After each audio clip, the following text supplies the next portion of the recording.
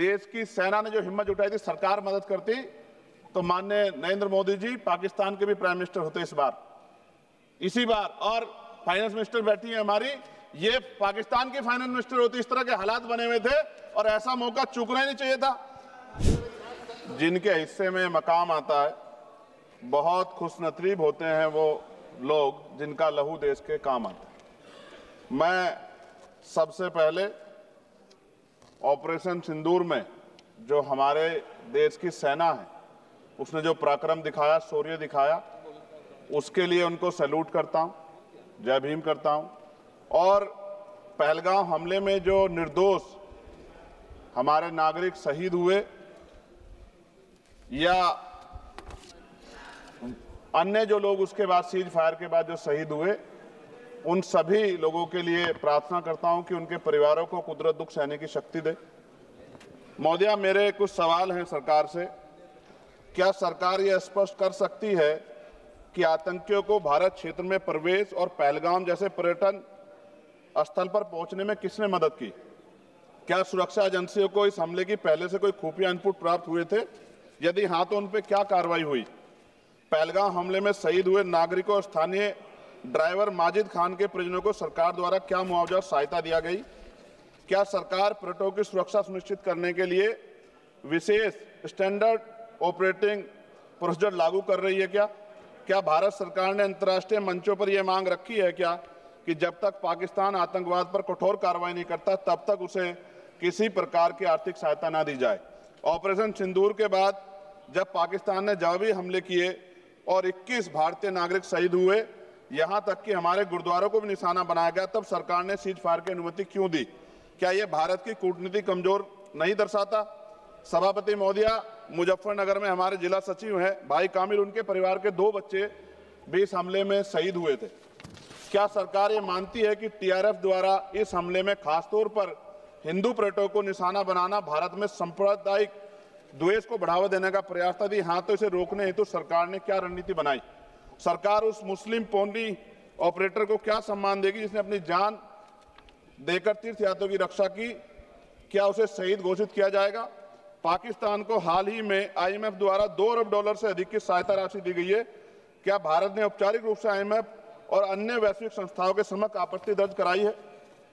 क्या सरकार ने जांचा है कि आईएमएफ या अन्य विदेशी मदद का कोई हिस्सा आतंकवादी गतिविधियों में उपयोग तो नहीं हो रहा है? क्या सरकार ये स्वीकार करती है कि पहलगाम हमले में खुफिया तंत्र पूरी तरह विफल रहा है? यदि हां, तो कौन जिम्मेदार है और उसके विरुद्ध क्या कार्रवाई होगी? क्या सरकार स्पष्ट कर सकती है इतने भारी सुरक्षा प्रबंधों के बावजूद टीआरएफ जैसे आतंकवादी संगठन के सदस्य भारत में प्रवेश कैसे कर जाते हैं? क्या सरकार ये बताएगी पहलगाम जैसे संवेदनशील क्षेत्र में सुरक्षा समीक्षा अंतिम बार कब की गई थी और उसमें क्या कमियां चिन्हित की गई थी? प्रधानमंत्री जी ने इस हमले के बाद पहलगाम का दौरा क्यों नहीं किया, जबकि देश भर में भावनात्मक उबाल था? क्या सरकार ने शहीद हुए नागरिकों के परिजनों को आर्थिक मदद व स्थायी सहायता प्रदान की? यदि हां, तो उसका विवरण सदन में प्रस्तुत करें। महोदया, सरकार के लोग सेना के सम्मान की बात करते हैं। इस घटना के बाद सेना के जवान अमरनाथ यात्रा की ड्यूटी पर जा रहे थे, ऐसी रेल दी गई उनको जिसकी हालत बड़ी खराब थी। सेना के जवानों ने मना कर दिया कि हम इस रेल में नहीं बैठेंगे। 4 दिन बाद बदलनी पड़ी। और सरकार के नेताओं की भाषा देखिए, कर्नल सोफिया कुरैशी के बारे में किस तरह के शब्द यूज किए गए, इन पे भी हमें चिंता करनी चाहिए। देश की सेना के लिए मेरी मांग है महोदया कि सेना और अर्धसैनिक बलों के वेतन को टैक्स मुक्त किया जाए, बैटल ऑफ ऑनर से सम्मानित, क्योंकि ये इस समय ऐसा विषय चल रहा है कि देश की सेना पे हमें गौरव है, गर्व है, लेकिन जिस तरह से आतंकवादी गतिविधियां बढ़ी है, मेरी मांग है कि बैटल ऑफ ऑनर से सम्मानित चमार रेजिमेंट को बहाल किया जाए, Gurjar regiment, Mehtar regiment, Yadav regiment बनाए जाए, क्योंकि देश का जो किसान का मेरा उसके अंदर देश का जो गांव में रहने वाला जो व्यक्ति है उसके अंदर देश प्रेम का जज्बा बहुत जबरदस्त है। अगर इनको मौका मिलेगा तो शायद पाकिस्तान छोड़िए, चाइना की हिम्मत भी नहीं होगी कि हमारे देश की तरफ आंख उठा के देख ले। महोदया, बाबा साहब अंबेडकर कहते थे हम प्रथम और अंत्य भारतीय हैं। भारत की आन पे जब आंच आती है तो जिस तरह इस बार प्रदर्शन हुआ, एकजुट रहा देश, सारा विपक्ष हो पक्ष हो सब एकजुट रहे, ऐसे हमें एकजुट रहना चाहिए। अगर हम एकजुट रहेंगे तभी हम आतंकवादियों से लड़ पाएंगे। महोदया, 1965, 71, 1999 के युद्ध में किसी भी अरब देश ने पाकिस्तान का साथ नहीं दिया था, लेकिन आज एक भी अरब कंट्री हमारे फेवर में नहीं खड़ी। क्या हमें अपनी फॉरेन पॉलिसी पर नहीं सोचना चाहिए कि ऐसा क्या हो गया कि हमारी राजनीतिक जो भारतीय की लोकल राजनीति है, इसके चक्कर में क्या हमारी फॉरेन पॉलिसी या हमारे मित्रों को के मन में पीड़ा तो नहीं पहुंच रही है? पाकिस्तान ने कहा और आपने मान लिया, और आपने सीज फायर का आज रक्षा मंत्री जी को मैंने सुना, उन्होंने कहा भाई, उन्होंने कहा कि महाराज हाथ जोड़ते हैं, छोड़ो, उन्होंने कहा और आपने मान लिया। लेकिन फिर उसके बाद 10 तारीख को दोबारा से जो है ड्रोन उड़े और 15 लोग शहीद हुए, 43 लोग घायल हुए। हम अपने आम नागरिकों को क्यों, जबकि मान रहे हैं, मैंने रक्षा मंत्री जी को सुना, वो कह रहे हैं कि ऑपरेशन सिंदूर खत्म नहीं हुआ, ये रोका गया, इसका मतलब हमें खतरा है कि दोबारा भी हमला हो सकता है, पाकिस्तान अपनी हरकतों से बाज नहीं आ रहा है। तो हम अपने आम नागरिकों को और सेना के जवानों के जीवन को खतरे में क्यों डाल रहे हैं भविष्य में? क्या हमें इसके पुख्ता और परमानेंट इंतजाम नहीं करने चाहिए? जैसे अगर सरकार को, मैंने कई बार सुना सरकार के लोग अखंड भारत की बात करते हैं, इससे अच्छा मौका आपको काम मिलता? पीओक्यू लेने के बाद हमारे उत्तर प्रदेश के मुख्यमंत्री बार बार कहते हैं कि चुनाव में कह रहे थे 6 महीने के बाद पीओक्यू इधर होगा, अगर सरकार बन गई, जनता ने तो मौका दे दिया, कहां है पीओक्यू? क्यों नहीं लेके आए इस बार आप लोग? तो पहली सीढ़ी तो इस बार ही चढ़ गए थे। जिस तरह से मीडिया ने माहौल बनाया था मोदिया, तो ऐसा लगा कि अगर देश की सेना ने जो हिम्मत जुटाई थी, सरकार मदद करती, तो माननीय नरेंद्र मोदी जी पाकिस्तान के भी प्राइम मिनिस्टर होते इस बार, इसी बार, और फाइनेंस मिनिस्टर बैठी है हमारी, ये पाकिस्तान की फाइनेंस मिनिस्टर होती। इस तरह के हालात बने हुए थे और ऐसा मौका चूकना ही नहीं चाहिए था।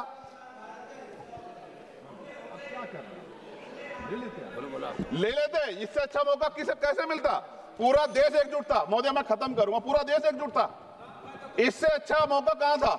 लेकिन अब अमेरिका में बैठ के कोई देश के फैसले कर ले तो देश की गरिमा पे, संप्रभुता पे बहुत बड़ा हमला है। इसको हमें समझना चाहिए, हमें समझना चाहिए किसी की हैसियत नहीं है। भारत दुनिया में इकलौता ऐसा देश है जिसका कोई मुकाबला नहीं कर सकता है। यहाँ का 140 करोड़ देशवासी एकजुट खड़ा है और सबको जवाब दे सकता है।